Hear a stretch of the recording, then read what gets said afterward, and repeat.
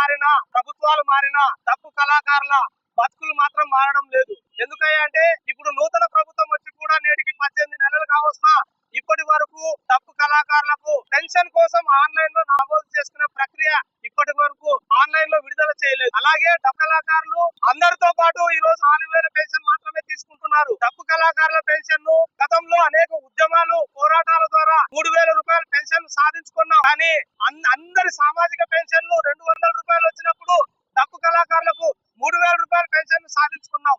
కానీ ఇప్పుడు ప్రభుత్వాలు అందరినీ ఒకటే ఘాటి కట్టేస్తున్నాయి. ఇప్పటికైనా ప్రభుత్వాలు ఆలోచించాలి. డప్పు కళాకారుల అందరికీ కూడా 4,000 రూపాయల నుంచి 7,000 రూపాయల పెన్షన్ పెంచి ఇవ్వాలని ఈ సందర్భంగా మేము డిమాండ్ చేస్తున్నాం. అంతేకాదు ఇప్పటి వరకు గుర్తింపు కార్డులు కూడా ఇవ్వలేదు. అనేక మంది అర్హులైన డప్పు కళాకారులు గుర్తింపు కార్డులు లేక పెన్షన్ ఆన్లైన్ విడుదల కాక పెన్షన్ కోసం ఎదురు చూస్తున్న చాలా మంది ఎదురు చూస్తూ ఉన్నారు. అందరికీ కూడా న్యాయం చేయాలని కోరుతున్నాం.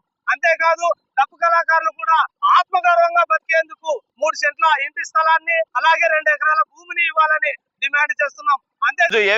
ఎందుకంటే ధర్నా చేస్తున్నామంటే ఆత్మ గౌరవం కోసం అన్ని కళలను గుర్తించినప్పటికీ అరకొరగా గుర్తించిన ఈ డప్ప కళాకారులను అత్యధికంగా ఉన్నటువంటి డప్ప కళాకారులను గవర్నమెంట్ మరి గుర్తించి ఐడెంటిటీ కార్డులు గుర్తింపు కార్డులు ఇవ్వాలని, అలాగే పట్టణాల్లో 3 సెంట్లు 2 సెంట్ల స్థలాన్ని, గ్రామీణ ప్రాంతాల్లో 3 సెంట్ల స్థలాన్ని గవర్నమెంట్ ఇచ్చి ఇల్లు కట్టించి ఇవ్వాలని ఈ ప్రభుత్వాన్ని డిమాండ్ చేస్తున్నాం. కొత్త ప్రభుత్వం ఏర్పడినప్పటికీ ఇంతవరకు చలనం లేకపోయింది. ఎవరో ఉన్నత వర్గాలు అంటే బలహీన వర్గాల కంటే ఉన్నతమైన వర్గాలు చేసినటువంటి భరతనాట్యానికి అయితే గుర్తించి 15,000 రూపాయలు ఇస్తున్నారు. మనల్ని ఎందుకు గుర్తించడం లేదంటే వీళ్ళు ఎవరు అడగరని, వీరు ఐకమత్యం లేరని ఈ విధంగా మనల్ని అణచివేస్తున్నది. దీన్ని గుర్తించి రాబోయే కాలంలో డప్పే ఆయుధంగా చేసుకొని ప్రభుత్వాన్ని పైన హక్కులు సాధించుకునేంత వరకు ధర్నా చేస్తామని ఈ సందర్భంగా తెలియజేస్తూ